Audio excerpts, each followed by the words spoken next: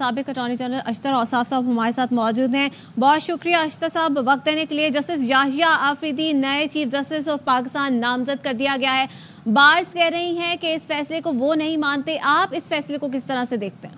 जी, मैं समझता हूँ कि ये एक बहुत खुशाइन बात है। इनकी जो नामजदगी है मैं उसको सराहता हूँ, क्योंकि ये वो जज हैं जिनका ट्रैक रिकॉर्ड शफाफ है। जब ये वकालत करते थे तब भी ये बहुत शानदार तरीके से अपने आप को प्रेजेंट करते थे। मैंने बगौर इनको देखा। फिर जब ये हाई कोर्ट के जज बने उनका वहाँ पे भी शफाफ किरदार था, मुताबिक चलते थे, और मैंने कभी उनके मुंह से कोई लूज बातें नहीं सुनी, कोई ऐसे ऑफ द कफ रिमार्क्स नहीं सुने। जब ये चीफ जस्टिस थे तो इन्होंने बहुत अच्छे काम किए और अपने केपीके में बहुत सारे रिफॉर्म्स लेके आए। इन्होंने वहाँ पे जो जजेस की तैनाती और उनके सारे मामला थे उसको बहुत खुश असलूबी से उसको निभाया। एज ए जज ऑफ द सुप्रीम कोर्ट आपने देखा तो आसान केसेस उनके सामने नहीं थे, बहुत मुश्किल केसेस, लेकिन एक भी आप देख लीजिए उनके रिकॉर्ड के ऊपर कोई ब्लेमिश नहीं है। कोई उंगली नहीं उठा सकता उनकी सोच के ऊपर, उनकी गुफ्तार के ऊपर, उनके किरदार के ऊपर और उनकी जो राइटिंग है उसके ऊपर। तो मुझे यकीन है कि आने वाले दिनों में ये पाकिस्तान के लिए एक नवीद नौ है। अशतर औसाफ साहब, हम देख रहे हैं कि जिस तरह बड़ा एक मौका है उनके पास चीफ जस्टिस बनने का, जस्टिस याहिया आफरीदी के 8 साल उनके पास वैसे हैं। अगर उनकी जॉब के हवाले से देखा जाए, अगर वो चीफ जस्टिस बन जाते हैं तो 3 साल उनके पास रह जाते हैं। अगर जस्टिस याहिया आफरीदी जो हैं वो माजरत कर लेते हैं चीफ जस्टिस बनने से, तो आप क्या समझते हैं हुकूमत के पास सिर्फ 2 नाम रह जाएंगे, जस्टिस मुनीब अख्तर का और जस्टिस मंसूर अली शाह का, तो क्या सूरत हाल बनेगी? नहीं, ऐसा नहीं है। जब उन्होंने नामजदगी कर दी और ये माजरत कर लें, अगर, जो कि मैं चाहूँगा, मेरी ख्वाहिश होगी, मेरी दुआ होगी और इस मुल्क और कौम के लिए ये ज़रूरी होगा ये करें। ऑल्दो आई टेल यू, अगर मेरा अंदाज़ा सही है तो इनकी मुद्दत मुलाज़मत 2 बरस कम हो जाएगी, क्योंकि वो 3 बरस के बाद रिटायर हो जाएंगे, जबकि उनकी एज मेरा ख्याल है 60 या 61 है। खैर, उसको एक साइड पे रख लीजिए। आपका सवाल ये है कि फिर क्या होगा। उसके बाद ये है कि उसके बाद जो उनके नेक्स्ट सीनियर जज हैं उनको फिर कंसिडर, मुझे उम्मीद है, मेरी ख्वाहिश है और मैं उनको परसुएड अगर कर सकूं तो मैं करूं कि वो इस मनसब को कबूल करें एज ए चैलेंज और एक कौमी खिदमत के तौर पे। अच्छा, तो अशतर औसाफ साहब, आप नहीं समझते कि जस्टिस मंसूर अली शाह और जस्टिस मुनीब अख्तर को सुपरसीड किया गया? जी, उसको आप सुपर सेशन ही कहेंगे, लेकिन आपने ये देखा कि ये आइन का मंशा है।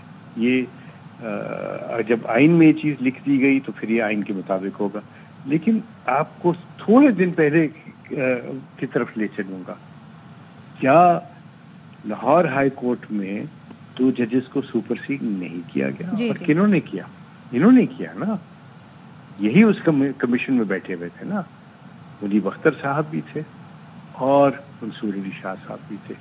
वहाँ पे उन्होंने ये कहा कि सीनियरिटी का कोई प्रिंसिपल नहीं है।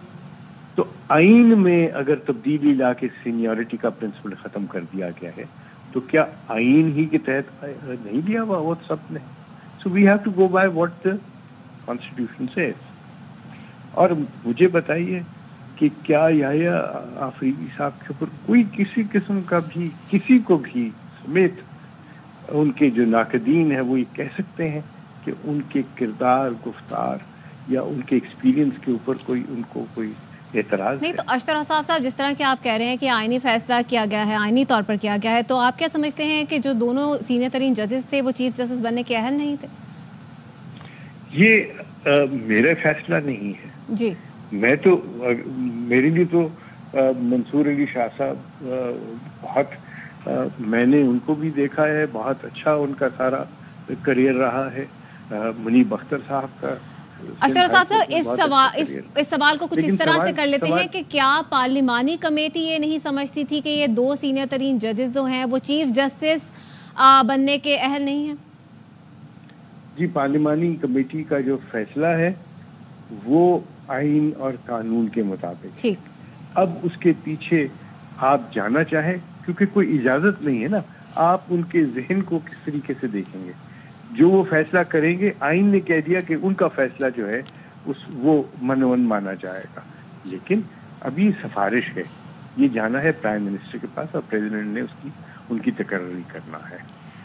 اچھا، for the sake of argument بات کر رہی ہوں اشتر صاحب، اگر آپ اس پارلیمانی کمیٹی میں ہوتے تو آپ کا فیصلہ کیا ہوتا؟ میرا فیصلہ جو ہے وہ باہمی مشاورت کے تحت ہوتا. میرا فیصلہ جو ہے، چلے آپ کا ذاتی فیصلہ کیا ہوتا؟ نہیں، میں چونکہ وہاں ذاتی فیصلہ کرنے کا آپ کو ہے نہیں.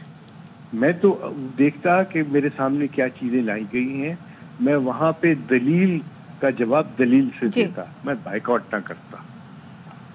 ٹھیک ہے، آپ کہہ رہے ہیں کہ آپ دلیل کا جواب دلیل سے دیتے اور اس کا بائیکاٹ نہیں کرتے. اب یہ آئینی بینچ بھی بننے جا رہا ہے اور اس کے لیے بھی 2 سینئر ججز کو کنسیڈر کیا جائے گا؟ جی ہاں، سینئر ججز میں سے لیے جائیں گے. اچھا، تو آپ کے نزدیک اگر ان 3 ججز کے نام آپ کے سامنے رکھے جائیں تو سب سے بہترین جج آپ کے نزدیک کون؟ چونکہ میں وہاں پہ ہوں نہیں، اس لیے میں اس کے اوپر کوئی کامنٹ نہیں کر سکتا. اگر میں ہوتا تو میں کر دکھاتا. یہ تو آپ نے بڑا سیاسی اور بڑا ڈپلومیٹک سے جواب دیا ہے. نہیں، میں سیاسی آدمی نہیں ہوں اور ڈپلومیٹک نہیں ہے، یہ حقیقت ہے.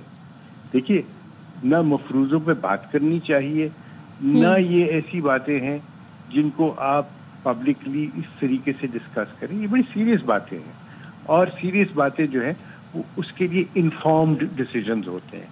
اور انفارمڈ ڈیسیجن یاد رکھیے اس بات کو کہ وہ باہمی مشاورت سے ہی اچھے ہو سکتے ہیں. صحیح، ٹھیک ہے. اشتر صاحب بہت شکریہ آپ کا وقت دینے کے لیے.